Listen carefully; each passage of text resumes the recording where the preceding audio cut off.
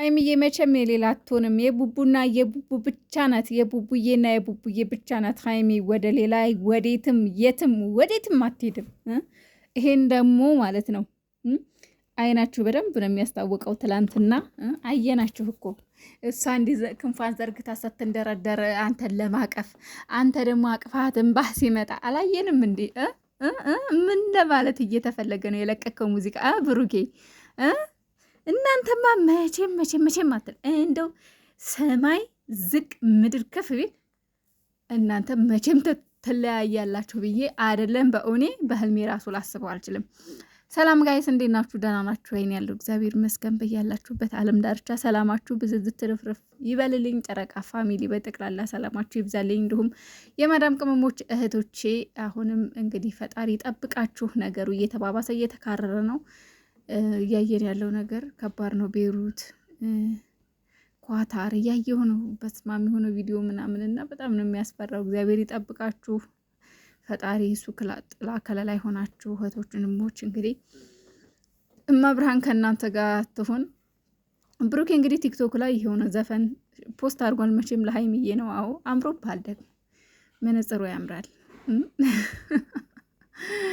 በል እስኪ ቅመሰው የዋሁ ልቤ ምንድን ነው ብቻ ግን የታምራት ደስታ ነው አለ አይደል?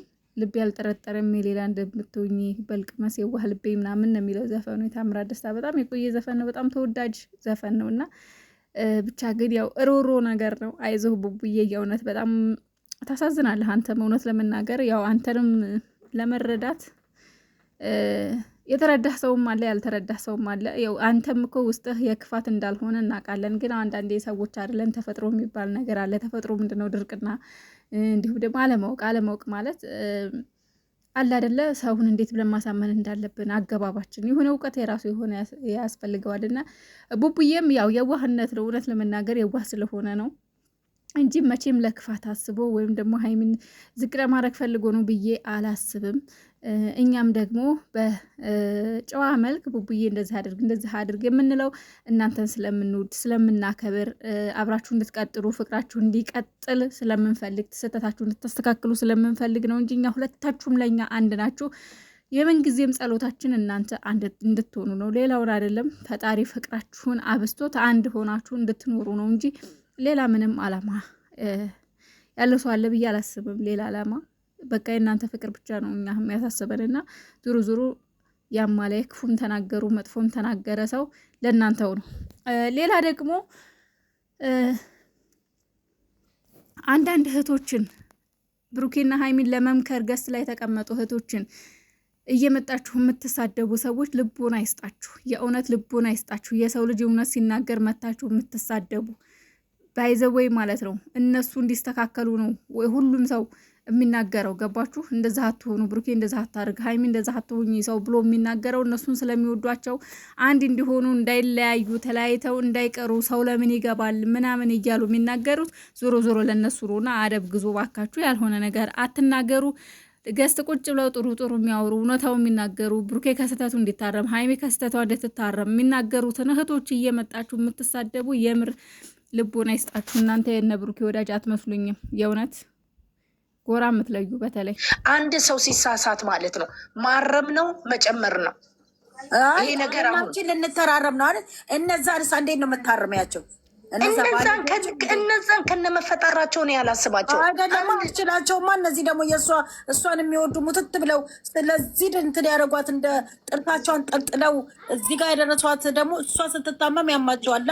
እሺ ቆይ ሀናንዬ፣ እሺ ሀናንዬ አንድ ነገር እሺ አሁን አንድ ነገር ልንገርሽ እና አንድ ነገር እነዚህ ከጅምሩ እስከ መጨረሻው የሰውን ውድቀት፣ የሰውን ቆሻሽነት፣ የሰውን መጥፎነት የሚመኙ ሰዎችን ማለት ነው።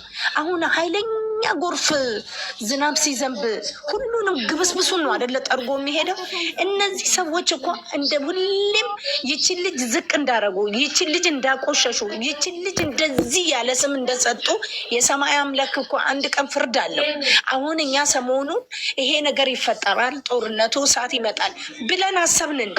ሰዎች እኮ መፍራት ያለባቸው ሰውን ሳይሆን ፈጣሪ ነው። ድንገት የሚመጣውን ነገር እኮ ነው። አሁን እኛ እዚህ ጋር ከቆሸሸው ጋራ እኛም እየቆሸሽን ነው። እኔን አስቢ እስቲ፣ እኔን አንስታ ምንም ሳላደርጋት በየዋህነቴ እህቶቼ ናቸው ብዬ በበላሁትና በጠጣሁት አንስታ አናቴን ዘግዝቃኝ እንደዛ ያደረገች። ተመልሳ ደግሞ በቀደም ለታ እንግዲህ እኔ እንደ ሰው አላስተውልም፣ ከስር የሚጻፈውንም አላይም። እንደገና መታ እንደገና እዚህ ጋር እኔን እንደዚህ ያደረገችኝ። ይሄንን የኔን ልብ የሚያውቀው ማን ነው? አንድና አንድ ፈጣሪ ነው። ብዙ ነገር እያመጣ የሚመልሰኝ አምላክ፣ የሚቀጣኝ አምላክ፣ የሚገርፈኝ አምላክ ብቻ ነው።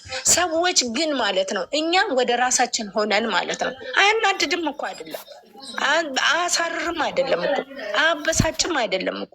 ግን እስከ መቼ ነው እንደዚህ የሚቀጠለው ነው እኔ ጥያቄ። እስከ መቼ ነው ከቆሸሸ ጋር የቆሸሸንስ የምንኖረው? ተሳዳቢ ጋር ተሳዳድበን የምንኖር?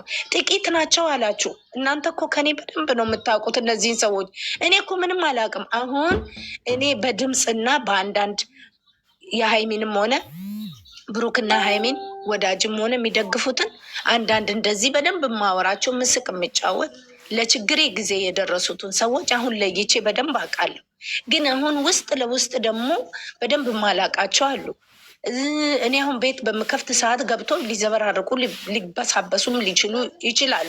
እኔ እድሜ ላንቺ ሀታ እኔ ቲክቶክን እኔ ጠልቄ አያለው እንጂ እንደዚሁ ዝም ብዬ ያለው እንጂ ስለ ቲክቶክ በደንብ የማውቀው ነገር የለም። ብዙን ጊዜ ቲክቶክ ዩቱብ ነው የምጠቀመው እኔ።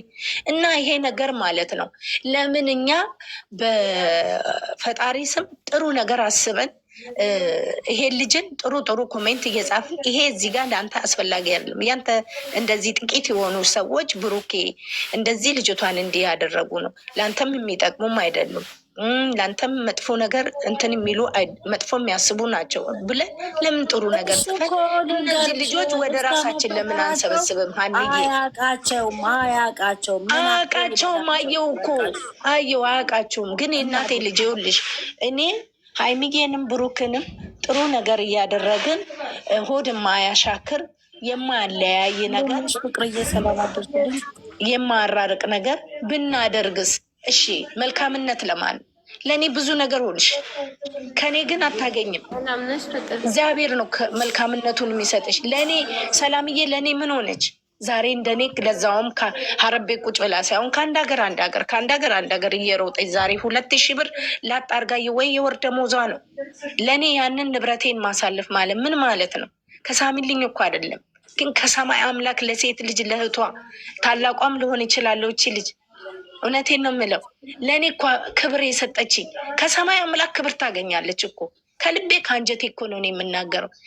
ሀታ እንኳን ሽሮ በርበሬ የእናቴ ልጅ ስደተኛዋ እህቴ ብላ ለእኔ እያንዳንዳቸው ተንገብግቦ በሰሩት ብር በነፃ ቁጭ ብሎ ወይ ተኝቶ ወይ ተሽከርካሪ ወንበር ላይ ቁጭ ብሎ አይደለም እኮ ለእኔ ያደረጉልኝ እነዚህ እህቶቼ።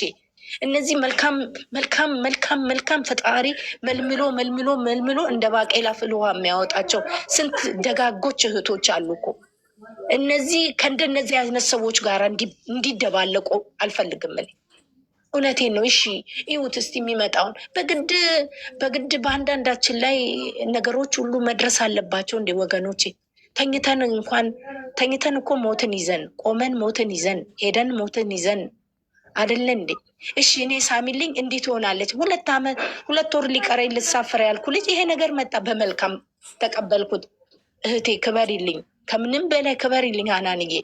በአንቺ ነው ሁሉም ነገር የመጣው እና በዚህ ወይ በሳቄ ወይ እንዲሁ በማበዴ ማሽላ እያረረ ትፈካለች እንዳይመስላችሁ። እንደዚህ በቃ እግዚአብሔር ከስንት ይበድለኛል።